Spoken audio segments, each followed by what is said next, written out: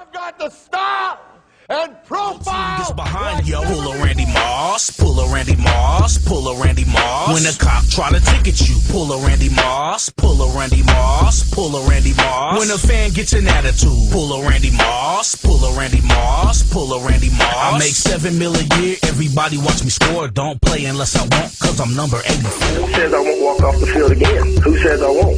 Because the realness hurts. The truth hurts. I keep it real. From the Green Bay 34, play clock down to 3. Dante gets off the play, takes a snap, rolls out to the right. Moss wide open. He burned out Harris. Touchdown! And profile like never before. To beat a man, you gotta beat the man. And I'm saying, woo, right here. Hello and welcome back. This is our second podcast from Sports Guys 24/7. I'm Nick, and I'm here with RJ. How you guys doing? And this podcast is going to be about the whole. I want to put an end to the whole Michael Jordan, LeBron James. I'm sick of hearing it. I've been hearing it since day one.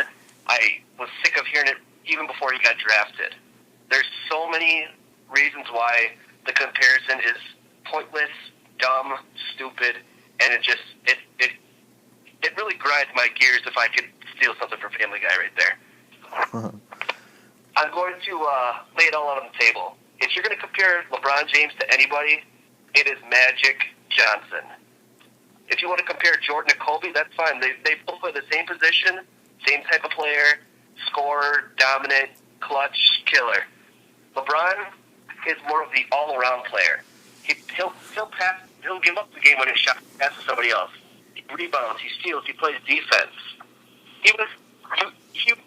People think that he's like the baby of the NBA. He was the team. This is his team that he brought to the NBA Finals. Eric Snow, Larry Hughes, Drew Gooden, Zildjian Ilgauskas, Boobie Gibson, and Anderson Varejao for an NBA Finals team. That has got to be the most god-awful team to ever make an NBA Finals. Yes, they got swept. This is Kobe, Shaq, Rick Fox, Big Shot Bob, Robert Horry, Glenn Rice, Derek Fisher. Now that, coming into the league, you'd be licking your chops coming to that team. Jordan's first championship. Pippen, Horace Grant, B.J. Armstrong, the great John Paxson. Look, you could just keep naming it, and after they would just reload and reload and reload. And they get D. Rodman. What's that, RJ? And they'd get D. Rodman too. Yeah. Well, this was when Rodman was with the Pistons. Yeah, I got you. Yeah, like all I gotta say is Kobe didn't have to go anywhere. Jordan didn't have to go anywhere. They brought people there. Exactly. LeBron tried before the decision. LeBron tried getting Chris Bosh there. He tried getting Wade there. Nobody wanted to go to Cleveland. That's the whole reason. Trevor Ariza was supposed to go to Cleveland, but he couldn't promise Trevor Ariza that he was going to stay longer than a year. So no one wanted to go there because they didn't know what he was going to do. And the whole thing is they brought in mediocre talent at the most. Larry Hughes, he was good 2 years before he came to Cleveland. He was hurt every other game. Eric Snow, a 35-year-old point guard who couldn't do anything but pass the ball. Boobie Gibson, a rookie who can just shoot threes. Drew Gooden, I guess you could say he was a decent contributor, but he was inconsistent. Anderson Varejao, he was the Birdman before the Birdman. High energy guy, gets boards, and LeBron James came so far from all the criticism, all of the heat from the decision, all of that stuff. He's clutch now. He's got his ring. He won an Olympic gold medal, MVPs, all defensive team. Like what? I just don't know what more people want from the guy. He's a team player. He took a pay cut to get those three together. A lot of people don't talk about that. Yeah. What do you think about that?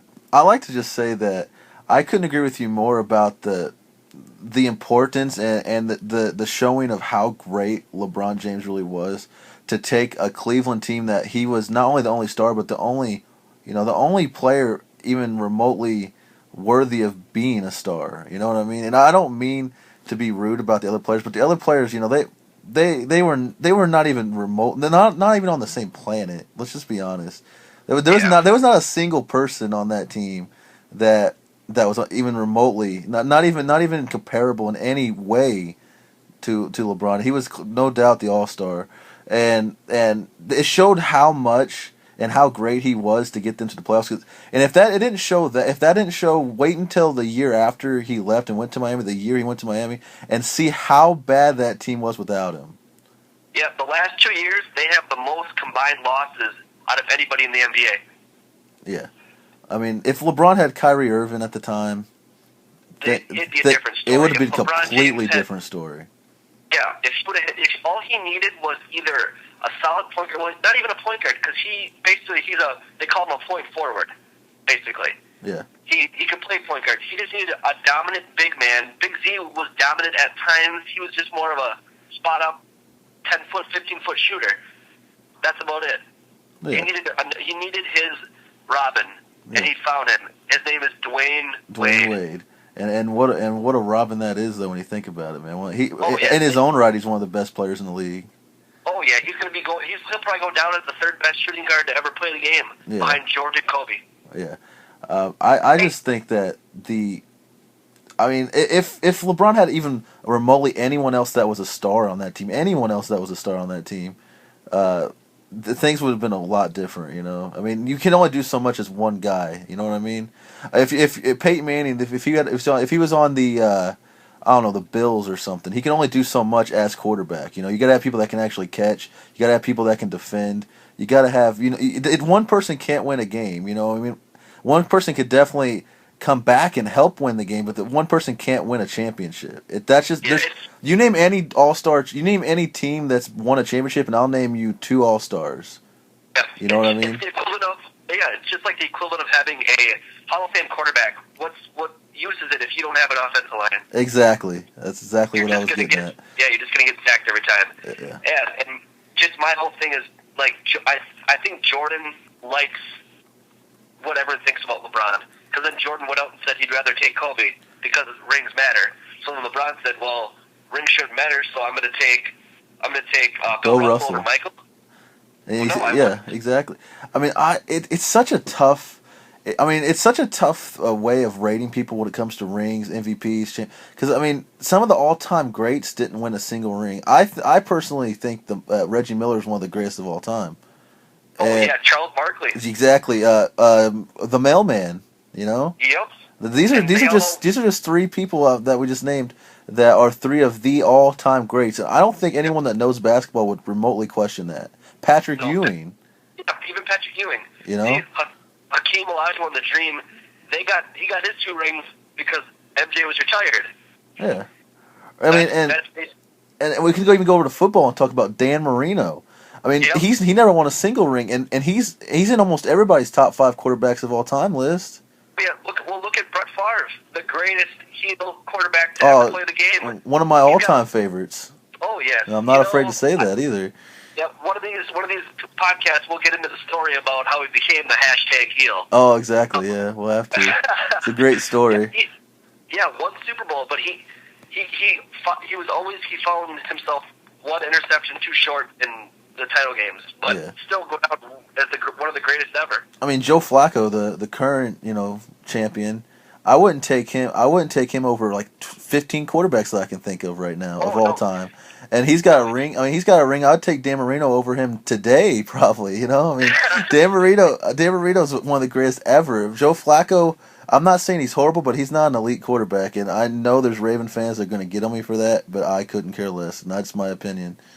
No, basically, Anquan Bolden pretty much got him that payday. Yeah, I mean, I just think that rings. It's hard to say. I think the rings matter, but they don't matter as. The rings matter, but it's not all that matters. No, because it's like saying Adam Morrison. He sat in the bench of the Lakers for their 2 title back-to-back wins, so that made him better than LeBron James because he had 2 rings. Oh, that's ridiculous. I mean, if we go by rings, you know who else is? I mean, there's a lot of people that's better than LeBron. I mean, God, Big Shot Bob. You were talking about him. He's way better than LeBron at that point. That means he's better than Jordan. Yeah, he is. He's got 1 more, so that's Big Shot Bob. Yep. So that's been my argument from day one. I don't think rings define you as as a player, unless if LeBron were to go to 3 NBA Finals and choke in all 3, then I could see what people would be talking about. But he completely took that whole playoff series over from that Indiana game to the Boston game. He was just on a whole nother level. Yeah, we got a little extra time here, a few more minutes. Do you want to talk about the one-on-one between Jordan and LeBron, like a little bit more about how they say that Jordan will win 10 out of 10 and stuff, since we have a little bit more time? Yeah, I don't think that. I think it would either go. I think it would go 6-4, or they would split 5-5. But I think LeBron would beat him.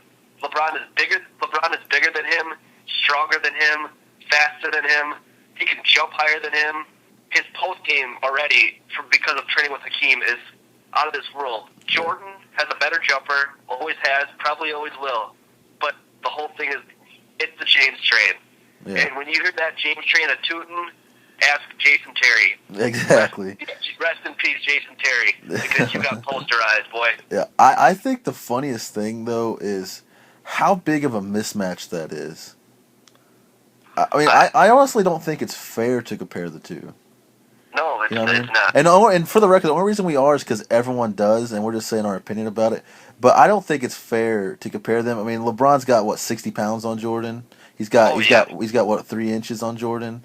He's got way more muscle. I mean, Jordan was a strong guy. He did buff up and stuff toward the second half of his career, but I just think it's not fair. That's like having let's have a dunk contest. I wonder who would win. I mean, this is just as ridiculous. Let's have Vince Carter go against Steve Nash dunk contest. You know, because they're such similar. You know, they're so similar. They're size wise. You know, their vertical leap is so much. I mean, it's ridiculous. It's the whole point where everyone thinks that Jordan is on this pedestal where nobody in the world could touch him. That's my whole thing. Yeah. I personally don't like him because I think he's a jackass, and I think he's a prick, more or less. Huh. That's my opinion of Michael Jeffrey Jordan. Gotcha. You never were a fan, huh? Oh, never was. Never was. Always. Yep. I was Magic all the way. Yeah, I grew up a Laker guy. Lakers, Kobe. You know, Shaq, a huge Shaq guy. He's my favorite center of all time. I'd take him today over most of the centers today. But we have one other thing I want to talk about. We only have 2 minutes here, really quickly. The dunk contest, and I want to say my opinion on it real quick. LeBron James is not scared of a dunk contest. The reason get him actually someone worth facing in a dunk contest, and he might actually do it. Would you think Michael Jordan would do a dunk contest if it was against people that no one knew who they were, people that get 5 minutes of PT a game? Yeah, basically the he has nothing to win and everything to lose. Yeah, because everyone would talk. Oh, did you see LeBron lose to this guy or that guy? Oh, who is that guy? I don't know who it is. Some no-name guy just beat LeBron. I mean, it's ridiculous. It's go to the Pro Bowl. It's Genetti now. Nobody cares about it. Exactly. It's ridiculous to me that people would say that he's scared. I wouldn't do a dunk contest if I was LeBron unless it was against all-stars, you know? You don't see Kobe. I mean, obviously Kobe's older now, and I'm not trying to say Kobe should do a dunk contest to you, clearly. But, I mean, he clearly could probably still do it because he can still dunk. He can dunk like a champ, but he had one of the best dunks this year. But LeBron, if they had Blake Griffin and they had just name you know anyone who's anybody when it comes to having dunk skill, you know what I mean? If they have maybe the returning champ from last year, because this, and not by last year I mean last year, not this past dunk contest. Because this last dunk contest was by far the worst I've ever seen. And bring in Blake Griffin obviously, and just bring in a few other guys, and then let's say they have like 3 or 4 other all-stars on the lineup, and then LeBron doesn't do it, especially after Magic Johnson offered $1 million for charity. Then people can start talking. But until they have a lineup worthy of LeBron James, people just need to shut up and leave him alone. I agree. This has been the Sports Guys podcast. You can follow us at Sports Guys 24/7. Just hit that little subscribe button if you want to, and we will talk to you guys later. Thanks, guys.